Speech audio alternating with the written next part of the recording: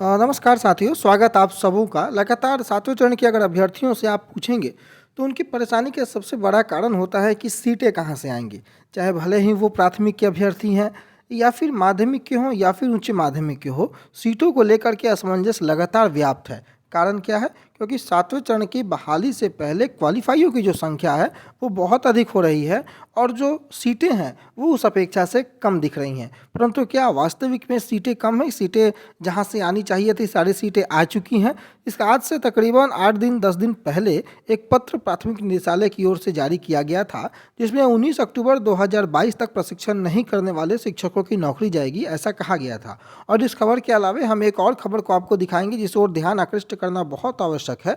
और ये बहुत आवश्यक हो जाता है कि इस पर जो है वो गहन मंथन शिक्षा विभाग की ओर से, निदेशालय की ओर से और कैंडिडेट जो हैं उनकी तरफ से भी की जाए। क्योंकि क्वालिफाई कैंडिडेटों की अपेक्षा सीटें अगर नहीं होती है तो परेशानी होंगी।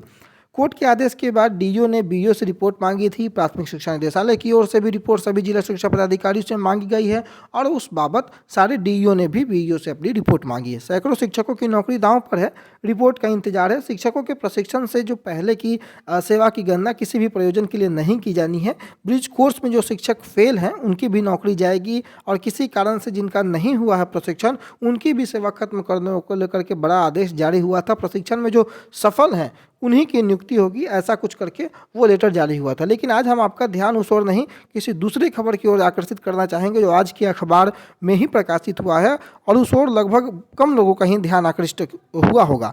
जिलावार यहाँ शिक्षकों की एक संख्या दी गई है जिनकी जांच अटकी पड़ी है और अगर आप इन संख्या को देखेंगे तो बहुत बड़ी संख्या होता है, जिसमें मुजफ्फरपुर के 3706 कैंडिडेटों के साथ कुल 80,000 से ज़्यादा शिक्षक ऐसे हैं जिनके फोल्डर से मेरिट लिस्ट ही गायब है। निगरानी जांच अटकी पड़ी है। निगरानी विभाग को 8 वर्षों के बाद भी नहीं मिल रहे हैं सभी शिक्षकों के डॉक्यूमेंट्स और वर्ष 2015 से ही ये जांचें चल रही हैं। तो क्या 80,518 पूरे बिहार में अब भी 8 वर्षों के बाद भी 80,000 से अधिक शिक्षक ऐसे हैं जिनके मेरिट लिस्ट से जो है उनका फोल्डर ही गायब है? अगर आप आकलन करें तो सिवान जिले में अकेले 9,452 शिक्षकों की स्थिति है जो कि जाँच अटकी पड़ी है उन शिक्षकों की। और इधर अभ्यर्थी जो है दर दर की ठोकरें खा हैं क्वालिफाई होने के बाद और उधर शिक्षा विभाग में शिक्षक के पद पर कई वर्षों से 2 शिक्षक पदस्थापित हैं, उनके फोल्डर का ही अता पता नहीं है, वो मेरिट लिस्ट से गायब हैं। कोई निगरानी विभाग 8 वर्षों से जांच कर रही है लेकिन उस पर जांच संपन्न नहीं हो पाई है। तो ये शिक्षा विभाग है और ये हमारे अभ्यर्थी जो क्वालिफाई हैं वो परेशान है कि सीट कहाँ से आएंगी और जो सीटें हैं उसका कोई अस्तित्व ही नज़र नहीं आ रहा है कि आखिर जो शिक्षक वहाँ पदस्थापित हैं उनके फोल्डर कहाँ हैं, उनके डॉक्यूमेंट्स कहाँ हैं, उन पर कार्रवाई कैसे होगी या उनकी जांच कैसे होगी। जांच तो होगी तब तो वो फर्जी पाए जाएंगे, तब तो उन पर कार्रवाई होगी। और देखिए ये संख्या को, आप इस संख्या को देखिए जो लगातार 3706 मुजफ्फरपुर 9,452, सिवान 5,000 से अधिक, अररिया सुपौल में 5,000 से अधिक, नवादा 4,895, पटना 3,582, मुंगेर 1, बांका 119, 3,125, भागलपुर जमुई 2,402, दरभंगा 3,248।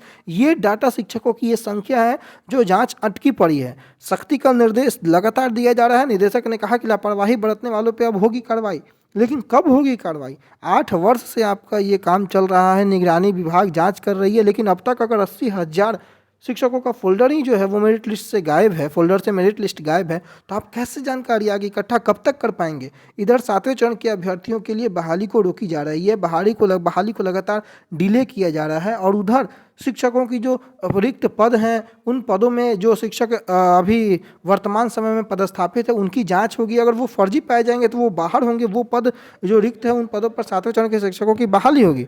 तो सरकार को इस पर ध्यान आकृष्ट करना चाहिए। बाकी निगरानी जांच में बाधा बनने वाले बगैर मेरिट लिस्ट के जो शैक्षणिक प्रमाण पत्र वाले फोल्डरों की सूची में केवल प्रारंभिक विद्यालयों के ही शिक्षक नहीं है बल्कि 474 शिक्षक हाई स्कूल के तो 45 +2 स्कूल के भी हैं।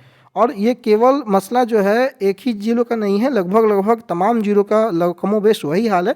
प्रारंभिक शिक्षकों की संख्या लगभग 80,000 है, तो +2 शिक्षकों में खगड़िया के 2, पटना के 5, सारण के 38 शिक्षक हैं। वही हाई स्कूल के शिक्षकों में जहानाबाद की 1, खगड़िया के 98, पूर्वी चंपारण के 50, मुंगेर के 1, मुजफ्फरपुर के 3, पटना के 5, पूर्णिया के 239, सिवान के 77 शिक्षक हैं।